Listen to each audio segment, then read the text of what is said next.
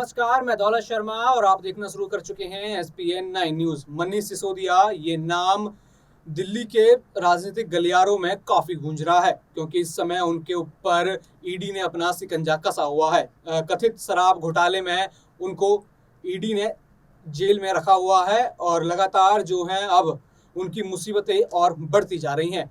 हाल ही में उनको जो है जमानत मिली थी। सुबह 10 से लेकर शाम 5 बजे तक उनको कहा गया था कि वो अपनी पत्नी से मिल सकते हैं, लेकिन वो तब भी अपनी पत्नी से नहीं मिल पाए, क्योंकि उस समय उनकी पत्नी की हालत खराब हो गई थी और उनको हॉस्पिटल में भर्ती कराया गया था। और सिर्फ जो जेल ने इजाज़त दी थी वो सिर्फ उनको घर पे जाके मिलने से दी थी।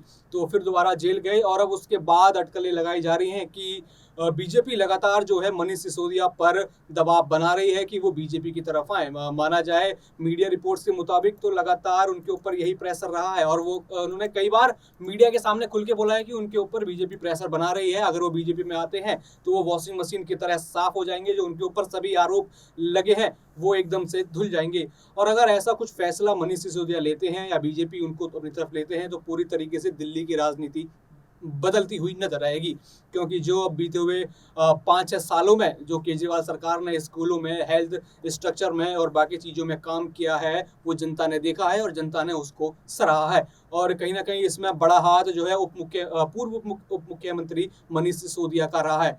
और अगर मनीष सिसोदिया किसी भी तरीके से कमज़ोर पड़ते हैं या फिर बीजेपी में जाते हैं तो बिल्कुल ये एक बड़ा घाटा जो है आम आदमी पार्टी के लिए होगा। और साथ ही साथ कई बार जो दिल्ली के मुख्यमंत्री अरविंद केजरीवाल वो भी कह चुके हैं कि सिसोदिया को बार बार बीजेपी में लाने की कोशिश की जा रही है और इसी वजह से जो है ईडी उनके ऊपर शिकंजा कसती हुई नजर आ रही है। और ऐसा हमने कई बार देखा है कि जब भी कोई विपक्षी नेता जो है बीजेपी के खिलाफ ज्यादा मुखर होकर बोलता है तो उसके ऊपर ईडी और सीबीआई हमेशा रेड मारती हुई नजर आती है। जो तानाशाही की बात जो विपक्षी करता है वो कहीं ना कहीं यहाँ पे साफ नजर भी आता है कि किस तरीके से नेताओं को तोड़कर वो उनकी पार्टी से तोड़कर दूसरी जगह लाते हैं। ऐसा मध्य प्रदेश में सिंधिया के साथ देखा गया, इससे पहले बिहार में कई बार देखा गया और भी ऐसी कई जगह थी, ऐसे राज्य थे जहाँ पे बीजेपी उन प्रमुख नेताओं को उनकी पार्टी से तोड़ कर लाई थी। और दिल्ली में भी यही कोशिश हो रही है, क्योंकि अरविंद केजरीवाल लगातार जो केंद्र सरकार की तरफ से अध्यादेश लाया गया है उसको लेकर अपनी लड़ाई तेज कर चुके हैं